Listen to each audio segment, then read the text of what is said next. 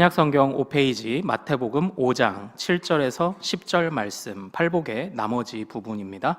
7절부터 10절까지 우리 한 목소리로 같이 읽겠습니다. 시작. 긍휼히 여기는 자는 복이 있나니 그들이 긍휼히 여김을 받을 것이미요, 마음이 청결한 자는 복이 있나니 그들이 하나님을 볼 것이미요, 화평하게 하는 자는 복이 있나니 그들이 하나님의 아들이라 일컬음을 받을 것이미요, 의를 위하여 박해를 받은 자는 복이 있나니 천국이 그들의 것임이라. 아멘. 아멘. 자, 오늘 우리가 함께 읽은 이 말씀 통해서요, 사랑 우리의 무기라는 제목으로 팔복 두 번째 시간을 같이 나누도록 하겠습니다.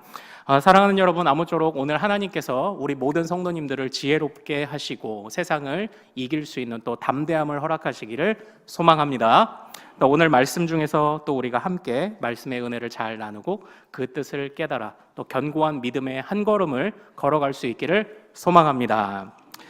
사랑하는 여러분, 우리는 팔복의 말씀을 나누고 있는데요, 이 팔복의 말씀을 조금 더 이해하는 데 도움이 되도록 제가 그 1세기, 즉 예수님이 사시던 당시에 이 팔복의 말씀을 들은 그 갈릴리 지역 상황을 조금만 말씀을 먼저 드리고 시작하도록 하겠습니다. 여러분들 갈릴리를 잘 아시죠? 우리가 이스라엘의 땅의 구조는 그냥 크게 세 덩이로 보면 될 것 같습니다. 아래쪽에는 예루살렘이 있고, 중간에는 사마리아가 있고, 북쪽에는 어디가 있습니까? 갈릴리 지역이 있어요. 이 갈릴리 지역은 특별히 바다처럼 느껴지는 커다란 호수인 갈릴리 바다 또는 게네사렛 호수라고 하는 그 호수를 중심으로 농업과 어업이 굉장히 발달된 도시입니다. 그런데 이 갈릴리에 이 약간 옆쪽으로 보면 나사렛이 있어요. 그러니까 예수님이 여기에 사셨어요. 그런데 이 나사렛에서 한 6km 정도 떨어진 곳에 세포리스라는 지역이 있습니다. 이것이 이 갈릴리 지역에 한때는 수도의 역할을 감당을 했었다고 해요. 그래서 아마 예수님도 이 예수님의 육신의 아버지인 요셉의 직업이 뭐였죠? 요셉이 어떤 직업을 가지고 있었습니까? 바로 목수였죠. 그러다 보니까 아마 일거리를 찾아 나사렛에서 걸어서 1시간 한 10여 분쯤 되는 세포리스라는 지역으로 아마 자주 다녔을 것이라고 그렇게 예상을 합니다. 일거리를 찾아 아마 다녔을 거예요. 그런데 이 세포리스는 갈릴리의 수도로서 굉장히 발전된 그런 도시이지만 이곳에는 좀 아픈 그런 사건이 하나가 있습니다. 바로 무슨 사건이냐면 바로 유다의 반란이라는 사건이 이때에 있었어요. 예수님이 아마 한 10살쯤 되셨을 때라고 추정하고 있는 그런 사건입니다. 이 유다의 사건, 이게 나중에 한번 읽어보세요. 사도행전 5장에 가면요, 갈릴리의 유다라는 그런 말을 사용하는 가말리엘이라는 랍비의 말이 하나 나옵니다.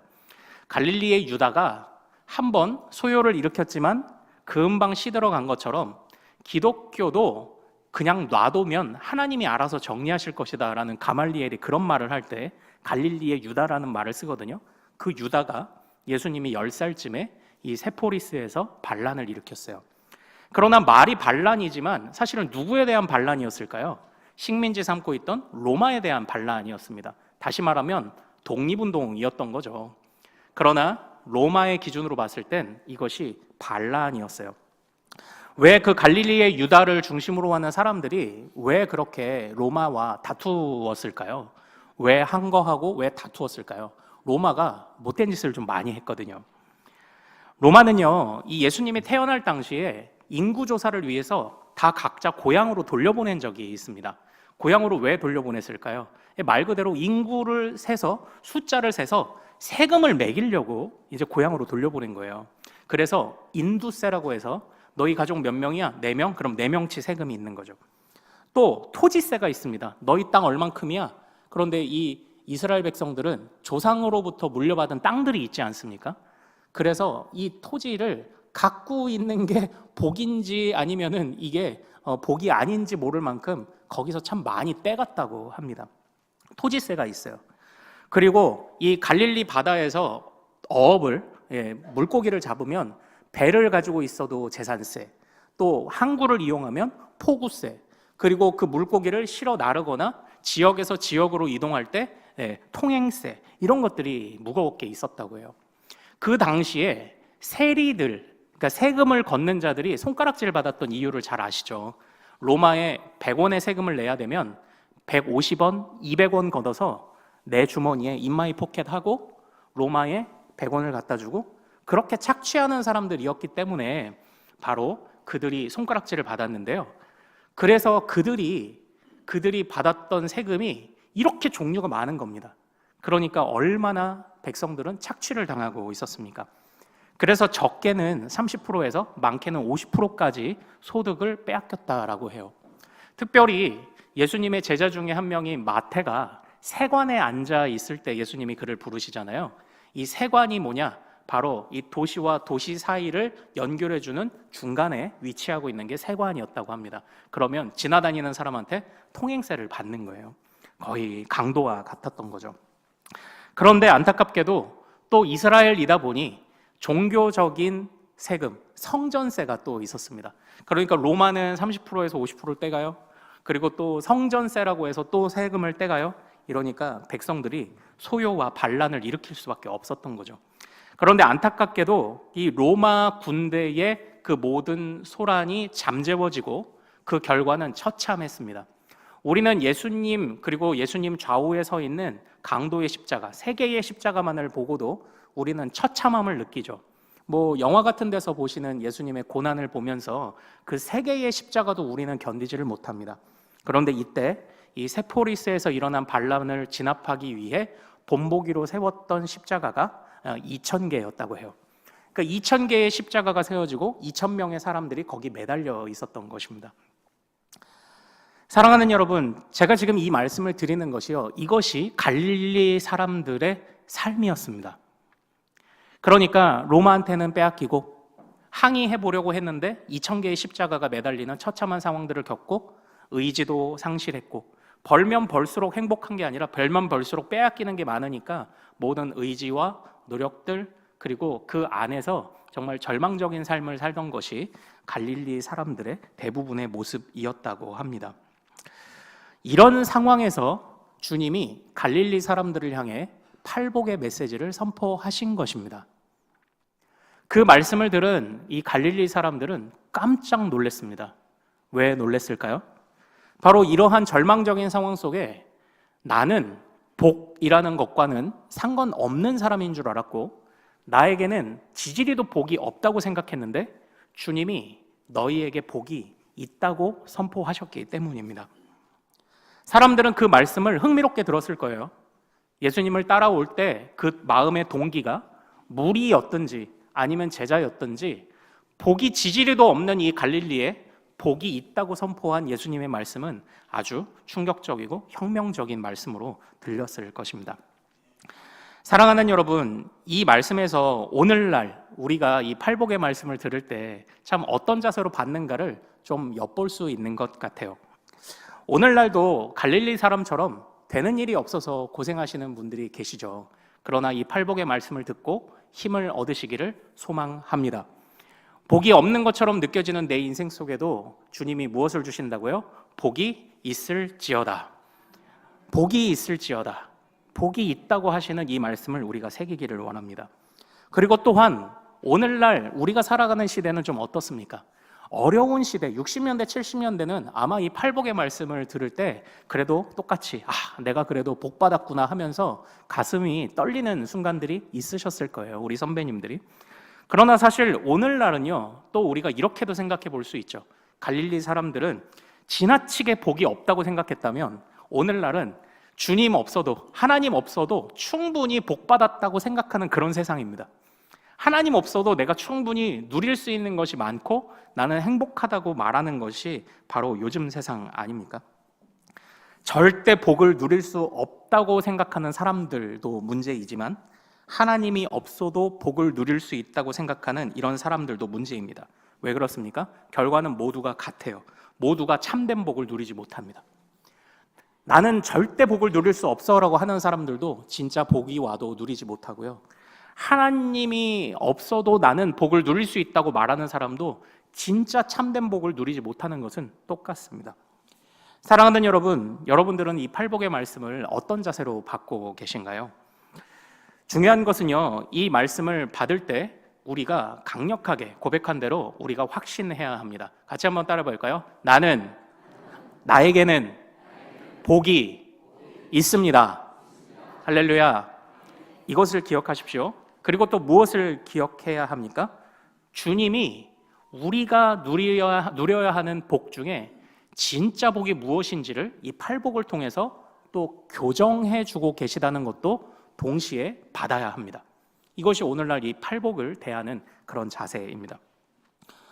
나는 지지리도 복이 없다고 생각하는 사람에게도 복이 있다는 소망을 주는 말씀이 팔복이고, 그리고 주님 없어도 나는 충분하다고 생각하는 사람들에게도 행복과 복이라는 것이 무엇인지를 교정해서 바른 인생을 가게 하는 것이 바로 이 팔복의 말씀이라는 것이죠. 이러한 배경을 가지고 우리가 이제 팔복의 나머지 부분을 같이 한번 생각을 해보죠. 자, 우리는 지난주에 첫 번째부터 네 번째 복을 3절에서 6절에 걸쳐서 살펴보았습니다.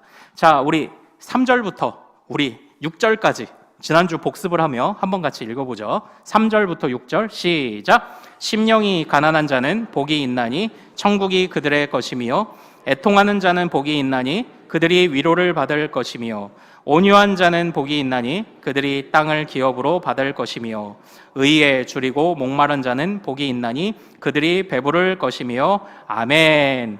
우리는 지난주에 이 말씀들을 살피면서 나름 이 안에서의 일정한 흐름을 좀 찾아냈어요.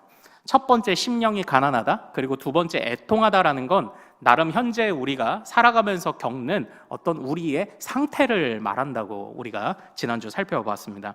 그런데 내 비참함을 깨닫는 것으로 충분한가요? 깨달으면 끝나요? 아닙니다. 그 깨달은 것을 가지고 주님께 나아가야죠. 주님께 믿음으로 한 걸음 나아가는 것을 뭐라고 하나요? 우리가 지난주에 배운 무기가 뭐였죠? 온유함이에요. 온유함. 일반적으로 국어사전에서 온유함은 평안한 상태를 말하지만 온유함은 상태가 아니에요. 주님께 굴복하여 엎드리고 모든 걸 맡기는 믿음의 한 걸음이 온유함이에요. 그래서 온유함은 뭐죠? 행동이에요. 주님께 맡기는 것, 주님을 의지하고 한 걸음을 걸어가는 것, 그리고 그 한 걸음들이 쌓이면 어떻게 됩니까? 자, 우리 6절 말씀, 6절을 다시 한번 같이 읽어보죠.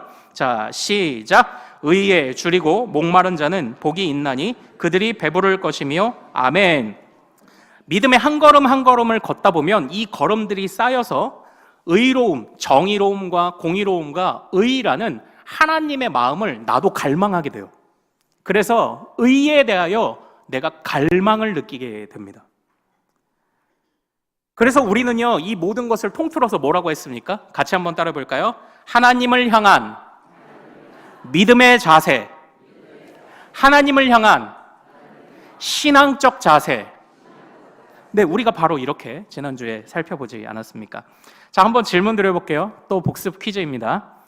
우리는 구약에서 그래서 이러한 온유함을 무기로 하나님 앞에 한 걸음 한 걸음 나아갔던 온유함의 대명사인 한 사람을 살펴보고 설교를 마쳤습니다. 그 사람이 누구였죠? 바로 모세였습니다. 네, 맞습니다. 모세였습니다. 모세는 살인자였어요. 도망자였어요. 그리고 거기서 광야에서 실패한 실패자였습니다. 그리고 백성의 지도자로 섰을 때도 여전히 혈기를 부리는 사람이었지만, 그러나 그가 40년간 주님과 동행하는 발걸음들이 쌓였을 때 그 야생마 같던 모세가 어떻게 됐죠? 길들여진 야생마처럼 된 거죠. 그래서 주님에게 온전히 주님의 목표와 목적을 함께 공유하며 의를 갈망하는 그런 사람이 됐습니다. 주님 앞에 엎드리는 순간 힘을 상실한 줄 알았는데 그의 야생마 같은 힘과 혈기를 그대로 가지고 있지만 이제는 그것을 질서 있게 사용하게 되는 질서 잡힌 사람이 된 거죠. 이게 모세였습니다. 자기 중심적으로 사용하던 능력과 혈기를 이제는 하나님의 거룩하신 뜻과 목적과 의를 향해 사용하게 되는 길들여진 야생마, 바로 그가 모세이지 않았습니까? 그래서 우리는 지난주에 1복부터 4복까지가 그러니까 뭐예요? 누구에 대한 믿음의 자세요? 하나님에 대한 믿음의 자세입니다. 이제 오늘 우리가 살펴볼 이 5번째 복부터 8번째 복까지는 그러면 우리는 이제 추론할 수 있죠. 1복부터 4복까지가 하나님이라면 이제 5제부터 8제까지는 누구에 대한 복인가요? 누구에 대한 믿음의 자세를 말해주는 걸까요? 바로 사람에 대한, 이웃에 대한 믿음의 자세를 우리에게 말해주고 있는 것이 바로 이제 7절부터 10절까지의 말씀입니다. 자, 1복부터 4복까지는요. 네, 1복부터 4복까지는 하나님에 대한 신앙의 자세. 네, 괜찮습니다. 여러분, 저를 봐주십시오. 네. 1복부터 4복까지는 하나님에 대한 신앙의 자세. 5복부터 8복까지는 누구요? 사람에 대한 신앙적 자세. 이제 오늘 우리가 살펴보는 거예요. 다시 말하면 이웃 사랑을 오늘 생각을 해볼 겁니다. 자, 그러나 사랑하는 여러분, 이웃 사랑이라고 하면 어떻습니까? 해야지 하면서 하지 못하고 해볼까 하다가 그냥 지나가는 이제 그런 것들이 한편으로는 이웃 사랑입니다. 그런데 이 이웃 사랑에는요, 참 큰 의미들이 있더라고요. 우리 오늘 말씀을 한 가지씩 살펴보죠. 자, 7절부터 오늘 본문 10절까지 다시 한번 같이 읽어보겠습니다. 자, 5복부터 8복까지 보는 거예요. 절수로는 7절부터입니다. 7절부터 같이 읽습니다. 시작!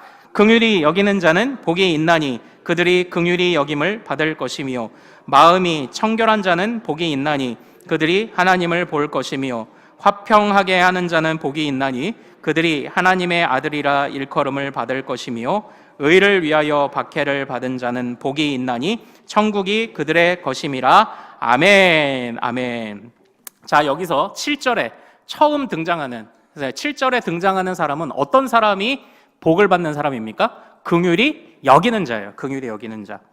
긍휼히 여긴다라는 게 뭘까요? 이거는 어렵지 않습니다. 말 그대로 다른 사람을 불쌍히 여기는 거예요.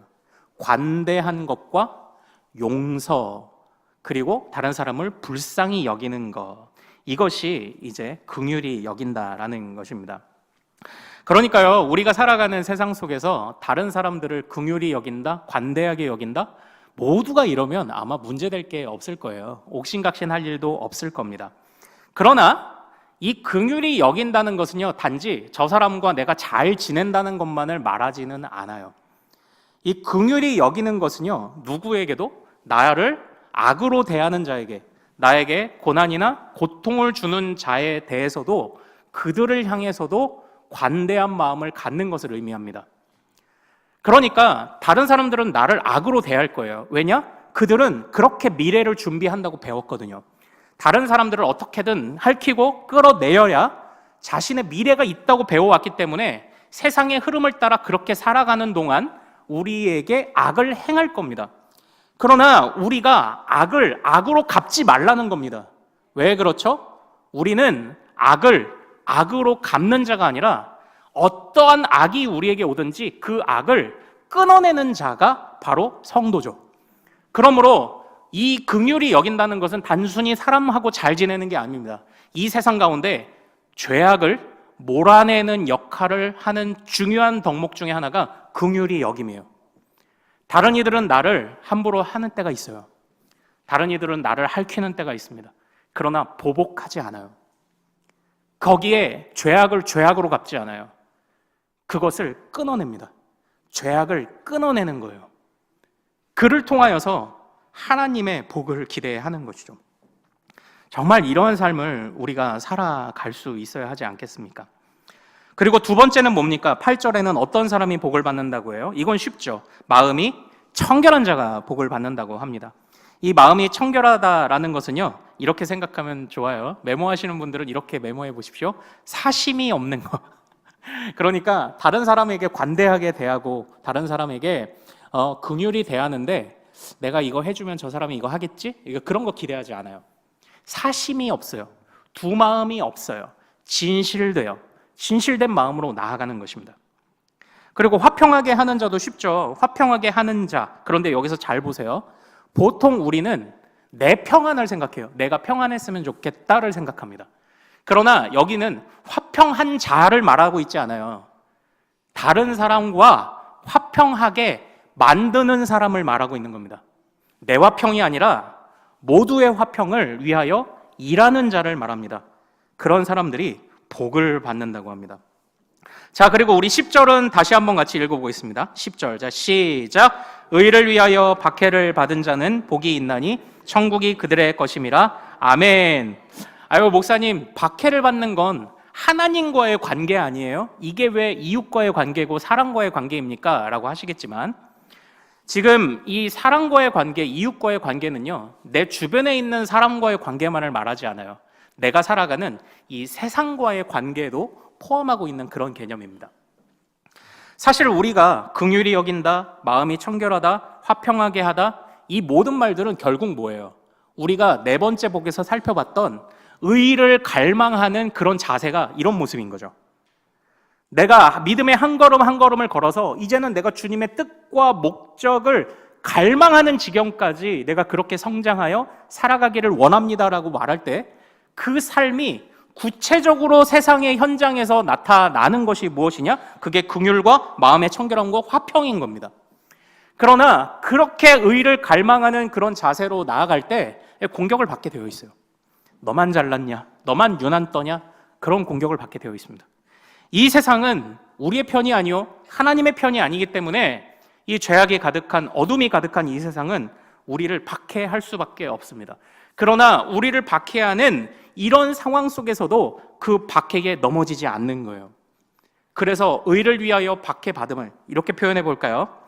이방인들과 이방인들의 생각과 이방인들의 기준과 죄악된 생각들이 가득 찬 세상 속에서 주님으로 인하여 기쁘게 불이익을 감수하는 사람에게는 복이 있을지어다. 사랑하는 여러분, 우리가 이렇게 믿음의 삶을 살아갈 수 있기를 소망합니다. 주님을 위하여 기쁨으로 불이익을 감수할 수 있는 사람, 바로 그런 사람이죠. 그러니까 이 팔복의 말씀은 연결되어 있어요. 하나님의 말씀으로 하나님을 향한 신앙적 자세는 무엇을 통해 증명되어야 합니까? 바로 실제 우리의 삶의 현장에서 그 하나님을 향한 믿음이 증명되어야 합니다. 내가 하나님을 잘 믿느냐는요, 실제 삶에서 나타나는 거예요. 긍휼히 여기는가, 마음이 청결한가, 화평을 함께 이루어가는가, 주님을 인하여 기쁨으로 불이익을 당할 준비가 되어 있는가, 바로 이것이 연결되어 있는 것이죠. 그래서 하나님 사랑과 이웃 사랑은 연결되어 있습니다. 하나님 사랑과 이웃 사랑은 하나라고 해도 과언이 아닙니다. 하나님과의 관계를 판단하는 영적인 바로미터가 사람과 세상과의 관계입니다. 그래서 우리 같이 한번 따라해 볼까요? 이웃에게는 관대하게, 악한 것들에게는 단호하게. 할렐루야. 우리가 이런 삶을 가지는 거죠. 우리가 이런 삶을 살면 뭐예요? 우리가 하나님을 사랑하는 거예요. 팔복의 삶이 이걸 말하고 있습니다. 그러나 안타깝게도 우리는요, 사실 그런데 여러분들 이 팔복의 삶을 살아내실 수 있습니까? 저는 쉽지 않은 것 같아요. 자신 없는 것 같아요. 그러니까 이 복을 주신다는 것 좋은데 이 복을 받는 조건이 좀 까다로운 것 같죠? 어려운 것 같아요. 어려운 것 같아요. 그래서 우리도 이것들을 배우지만 실제 삶으로 나가면 어떻게 해요? 누구에게는 관대하게, 이웃에게는 관대하게, 무엇에 대하여는 단호하게, 죄악에 관하여는 단호하게, 이렇게 생각하지만 우리는 나가면 반대로 해요. 이웃에게는 단호하게, 죄악에 대해서는 관대하게. 우리가 이렇게 살아가죠. 그러니까 참 이게 쉽지 않습니다. 그러나 사랑하는 여러분, 주님은 항상 우리에게 의무만을 주시지 않는다는 것을 우리는 기억하고 있지 않습니까? 우리가 지금껏 배워왔던 주님이 우리를 인도하시는 방식은 명령하시지만 그 명령을 우리에게 덜렁 던져주고 그것을 평가하고 끝나시는 하나님이 아니라는 것을 우리는 잘 알고 있습니다. 이 팔복도 마찬가지입니다. 사실은 이 팔복에 숨겨진 비밀이 하나 있습니다.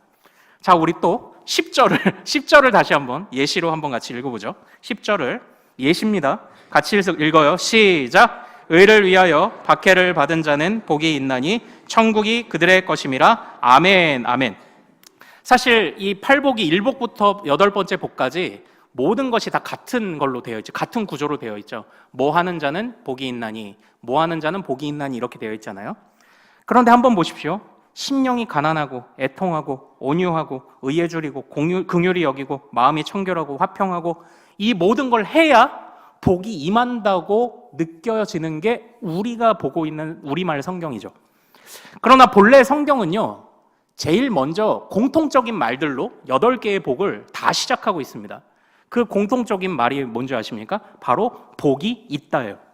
그러니까 우리말은 이러한 조건을 채우고 감당하면 복이 있어라고 말하는 것 같아요. 그러나 본래 성경은 이렇게 말합니다. 복이 있어. 그러니까 이렇게 해야 돼를 말해요. 이것을 해야 복을 줄 게가 아니라 이미 복이 있기 때문에 너희는 이것을 할 수 있다고 말하는 것이 본래 팔복의 본래 구문입니다. 본래 성경이에요. 여기에서 주님은 어떤 분이십니까? 복을 먼저 주시는 분이십니다. 복을 먼저 주시고 감당할 수 있도록 하시는 하나님입니다. 그러므로 주님이 주신 복을 우리가 제대로 바라보고 깨닫는다면 이후에 살아가는 우리가 실천하며 살아가야 하는 모든 삶들이 어렵지 않은 것이 되는 겁니다. 주님이 우리에게 이미 복을 주셨답니다. 그리고 또 이 팔복 안에는 재밌는 구조가 하나 있어요. 자, 우리 3절 읽고 또 10절 읽어볼 거예요. 공통점을 찾아보세요. 자, 3절 먼저 시작. 심령이 가난한 자는 복이 있나니 천국이 그들의 것이미요. 자, 10절 시작. 의를 위하여 박해를 받은 자는 복이 있나니 천국이 그들의 것임이라. 아멘. 공통점이 뭐예요? 천국이죠. 천국. 예. 그러니까 첫 번째 일복과 여덟 번째 팔복은 천국이라는 공통점이 있네요. 그 안에 어떤 약속들이 있습니까? 두 번째 복에는요, 위로를 받을 거야, 땅을 기업으로 받을 거야, 배부를 거야, 긍휼의 여김을 받을 거야, 하나님을 볼 것이야. 이런 복들이 나열되어 있어요. 그런데 재밌는 거는 이제 이 본문을 이제 꼼꼼히 살펴본다면, 그리고 또 다른 이제 영어 성경 같은 것들을 통해서 같이 살펴본다면, 첫 번째 천국이 있을 것이다, 그리고 여덟 번째 또한 똑같이 천국이 있을 것이다라는 이 복은 천국이 있을 것이다라는 미래 시제가 아니라 현재 시제로 천국이 있다요. 그리고 나머지 6번째부터 7번째까지 복에 주어지는 것은 모두 장차 주어질 미래 시제로 되어 있습니다. 그래서 will이라고 해요. 너희에게 주어질 거야. 이건 뭘 말하는 거예요? 주님이 우리에게 허락하시는 복은 주님이 이미 우리에게 허락하신 천국, 먼 미래만이 아니라 지금 이 자리에 다스리시는 하나님의 나라라는 틀 안에서 나머지 모든 복이 주어진다는 것을 우리에게 말하고 있는 겁니다. 우리는 지금 누구의 품 안에 있다는 겁니까? 주님 품 안에 있는 거죠. 우리는 이미 복을 받았습니다. 그래서 할 수 있습니다. 우리는 이미 주님 품 안에 있습니다. 그래서 할 수 있고 꿈을 꿀 수 있습니다. 주님이 이것을 우리에게 말씀해 주고 계세요. 나중에 영어 성경을 가능하시면 꼭 찾아보세요. 3절과 그리고 10절은 현재 동사예요. 천국이 있다. 너희에게 이미 천국이 있다. 하나님이 이미 통치하신다. 그러므로 너희들이 이렇게 살아도 손해보지 않는다. 그러므로 우리는 사랑을 어떻게 배웠어요? 기쁜 마음으로 손해보는 것이라고 배웠죠. 저는 그것보다 더 높은 차원의 사랑을 우리가 가져야 한다고 생각을 합니다. 사랑은 손해보는 게 아니에요. 주님이 주시는 마르지 않는 샘을 퍼서 쓰는 것뿐입니다. 사랑은 그래서 우리의 무기가 돼요. 사랑은 손해보는 것이 아니에요. 사랑은 더 많은 주님의 생수를 경험하게 하는 무기입니다. 사랑은 우리의 미래를 온전히 주님 안에서 꿈꾸게 하는 진짜 복이 무엇인지를 교정해주는 역할을 하는 것이 사랑이에요. 결국 복이 없다고 생각하는 자들은 이미 우리 안에 허락하신 주님의 복을 충만히 누리시기를 소망합니다. 염려하지 마시고 인생을 살아가십시오. 그리고 혹시라도 주님 없이 내가 행복할 수 있다고 생각했던 그 무수한 헛된 욕망들이 있었다면 이제는 교정하십시오. 결국 복은 뭐예요? 주님 안에서 누리는 게 복인 거예요. 주님 안에서. 그럼 최고의 복은 뭐예요? 같이 한번 따라해볼까요? 내가 주님과 동행합니다. 이게 최고의 복인 줄로 믿습니다. 우리는 이 믿음 안에서 살아가는 것 아닙니까? 이 기초 안에서 살아가는 게 성도 아니에요?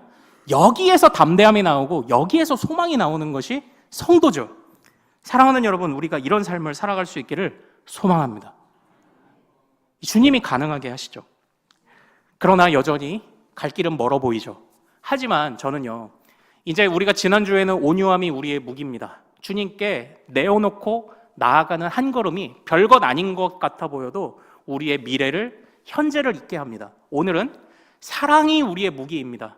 사랑은 손해보는 것 같지만 이미 주님이 마르지 않는 샘을 주셔서 그것을 퍼다 나르는 것뿐입니다. 오늘 우리가 이것을 배우는 거예요. 우리는 이 팔복의 말씀들을 이렇게 보면서 여전히 우리 안에 어려움이 있을 거예요. 여전히 어려움이 있을 거예요. 그렇다면 이제 어려움이 생길 때는 우리가 어떻게 해야 됩니까? 특별히 지난주에 우리가 살펴봤던 온유함이요, 이 성경에서 또 몇 차례 등장하잖아요. 신약에서는 대표적으로 이 온유함이 어디서 등장하나요?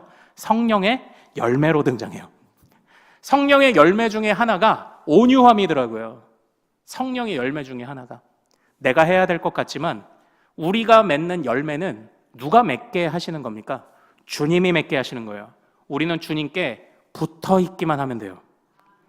그러니까 우리는 끝까지 주님을 붙잡는 그 한 걸음, 그리고 나에게 주신 것을 퍼다가 나르는 그 사랑의 실천들이 우리의 현재뿐만 아니라 장래를 있게 해요. 우리를 주님과 동행할 뿐 아니라 주님 안에서 소망과 꿈을 꾸게 해요. 이것이 팔복이 우리에게 주는 그런 메시지 아니겠습니까? 그러므로 사랑하는 여러분, 주님 앞에 나아가는 한 걸음을, 우리는 별것 아닌 것 같은 그 한 걸음을 외면하지 말아야 합니다. 그 한 걸음이 쌓여 의를 갈망하는 데까지 나아가며, 그래서 내가 쓰고 또 써도 결코 마르지 않는 샘을 소유하고 있다는 것을 깨닫는 데까지 주님이 우리를 선하게 이끌어 가실 줄 믿습니다. 우린 그걸 신뢰하고 가는 겁니다. 그게 소망이죠. 그게 소망입니다. 사랑하는 여러분, 우리 믿는 자들은요, 천국을 말하지만 그냥 참으면 천국 줄게라는 미래만을 붙잡는 사람들이 아닙니다. 믿음은 현실이에요. 현실을 다루고 있어요. 현실을 다스리시는 하나님 안에서 우리는 현실뿐만 아니라, 현재뿐만 아니라 미래의 꿈을 함께 꾸고 있는 것입니다. 그래서 우리는 언젠가 올 것이라고, 물론 우리는 확신하지만, 그러나 당장에는 손에 잡히지 않는 것 같은 그런 천국을 바라보며 피상적인 삶을 사는 사람들이 아니에요. 구체적인 믿음의 삶을 사는 사람들이 우리이죠. 그들에게 복이 있을 줄로 믿습니다. 그게 복이죠. 그게 복이고 그게 복을 누리는 것이죠. 그러니까요, 이렇게 정리해 볼게요. 미래적으로는 영생과 천국이 있어요. 그럼 현재는 어떻습니까? 현재는 이 모든 것을 제가 버무려서 이렇게 표현해 볼게요. 자, 같이 한번 따라해 주시겠습니까? 어떤 것에도 휘둘리지 않는 삶. 어떤 것에도 휘둘리지 않는 삶. 할렐루야. 참 우리가 얼마나 휘둘려요? 쟤 때문에 휘둘리고 이 상황 때문에 저 상황 때문에 휘둘리죠. 그러나 우리가 누구의 다스리심과 누구의 울타리 안에 현재에 있는지를 깨닫는다면 휘둘리지 않을 줄로 믿습니다. 휘둘리지 않는 삶, 이게 현재에 우리가 누리는 복이죠. 주님과 동행하며 휘둘리지 않는 삶. 악을 악으로 갚지 않아요. 부러워하지 않아요. 주님과 동행하며 휘둘리지 않는 삶. 그리고 미래는 뭐예요? 주님과 동행했으니까 영생천국. 우리는 이런 복을 누리는 사람입니다. 누릴 자뿐만 아니라 누리는 사람입니다. 그러므로 주님께 붙어있기 위해 믿음의 눈을 조금 더 열고 믿음의 한 걸음을 걸어가면 이 열매가 우리에게 주어질 줄로, 이 복이 우리에게 주어질 줄로 믿으시기를 소망합니다. 사랑하는 여러분, 어제 우리 많은 분들이 오셔서 우리 연탄 배달 봉사 우리 감당을 했습니다. 새 가정을 방문해서 했습니다. 그런데 우리 연탄은행의 대표님도 목사님이시거든요. 그루터기 교회를 섬기시는 목사님이신데 그 목사님이 참 의미 있고 재미있는 말을 하나 주셨어요. 예전에 우리 포항에 안타깝게도 지진이 일어났을 때 교회 첨탑도 무너지고 집안의 그 기둥도 흔들리고 그리고 유리도 깨지고 상점들의 유리도 깨지고 혼란이 있었죠. 그런데 쌓아놓은 연탄이 지진에도 무너지지 않고 흔들리지 않았었던 집안들이 있었다고 해요. 그 비밀이 뭘까요? 바로 바닥에 깔아놓은 신문지 한 장이었어요. 신문지를 깔고 그 위에 연탄을 쌓고, 그리고 신문지다 보니까 4단을 쌓으면 1단, 2단, 3단, 4단 쌓으면 그 위에 신문지 또 하나 깔고 연탄을 쌓으면 그 신문지가 별것 아닌 것 같은데 기초 역할을 해서 지진 중에서도 연탄이 무너지지 않도록 잡아줬다는 거예요. 별것 아닌 것이라고 생각했던 그것이 기초 역할을 해서 무너지지 않게 했습니다. 믿음의 발걸음은 다를까요? 믿음의 발걸음 한 걸음은 별것 아닌 것 같아요. 그러나 그 한 걸음이 쌓여 우리를 휘둘리지 않는 삶으로 이끄는 견고한 주님의 기초가 될 줄로 믿습니다. 주님이 우리의 기초시죠. 주님이 우리를 인도하시죠. 주님이 우리를 다스리십니다. 세상의 주인이십니다. 그 안에서 우리는 안심하고, 이제 여러분이 이 예배를 마치고 삶의 현장으로 나아가실 때 그곳에서 이 팔복의 삶을 실천하며, 그곳에서 눈물 흘릴 일이 있을지라도, 손해보는 일이 있는 것 같을지라도 주님이 나에게 맡기신 것은 마르지 않는 샘임을 기억하며 우리가 이 팔복의 삶을 통하여 주님과 동행하고 또 함께 꿈을 꾸는 영광스러운 삶을 살아갈 수 있기를 소망합니다. 자, 사랑하는 여러분, 우리 같이 좀 찬양하고 기도하기를 원해요. 허무함이 가득한 세상 가운데 모든 사람의 마음과 교회와 가정에도 하나님의 다스리심과 인도하심과 마르지 않는 샘과 소망이 넘치게 하소서. 하나님 나라가 임하게 하여 주소서. 우리 같이 찬양하기를 원합니다. 민족의 가슴마다, 민족의 가슴마다 피 묻은 그리스도를 심어 이 땅에 부르고 부른 그리스도의 계절이 오게 하소서. 오게 하소서. 오게 하소서. 오게 하소서. 이 땅에 하나님의 나라가, 이 땅에 하나님의 나라가 이루어지게 하옵소서. 모든 사람의 마음과 교회와 가정에도 하나님 나라가 임하게 하여 주소서. 주의 청년들이 예수의 꿈을 꾸고 인류 구원의 환상을 보게 하소서. 한 손에 복음 들고 한 손에 사랑을 들고 온 땅 구성 누비는 나라 되게 하소서. 민족의 가슴마다, 민족의 가슴마다 피 묻은 그리스도를 심어 이 땅에 부르고 이 땅에 부르고 부른 그리스도의 계절이 오게 하소서. 오게 하소서. 오게 하소서. 오게 하소서. 이 땅에 하나님의 나라가, 이 땅에 하나님의 나라가 이루어지게 하옵소서. 모든 사람의 마음과 교회와 가정에도 하나님 나라가 임하게 하여 주의 성도들이 예수의 꿈을 꾸고 인류 구원의 환상을 보게 한 손에 복음을, 한 손에 한 손에 사랑을, 한 손에 사랑을 들고 온 땅 구성 누리는 나라 되게 하여 주의 성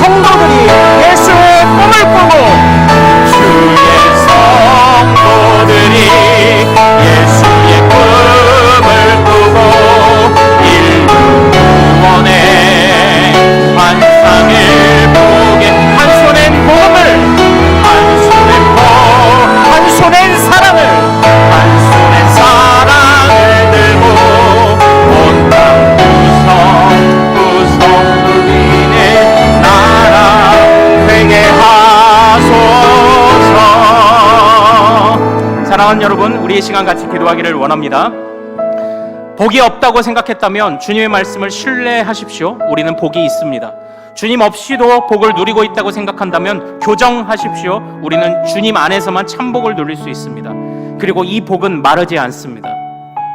이 복은 마르지 않는 셈이 되어 퍼뜨려 모두를 화평하게, 모두를 주님과 동행하게 만들 수 있습니다.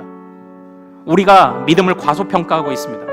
믿음의 한 걸음을 걷지 못하고 있습니다. 그 믿음의 놀라운 능력을 우리가 신뢰하지 못하고 있습니다. 하나님이 우리를 이미 복 주셨습니다. 하나님이 이미 우리를 하나님 나라 백성 삼아 주셨습니다. 우리는 주님의 힘으로 사역합니다. 기도하고 간구하며 주여 성령의 은사도 열매도 주셔서 이 팔복의 삶을 내가 살아내게 하옵소서. 저절로 사라지게 하옵소서. 우리 주여 이름 크게 한번 부르고 같이 기도합니다. 주여!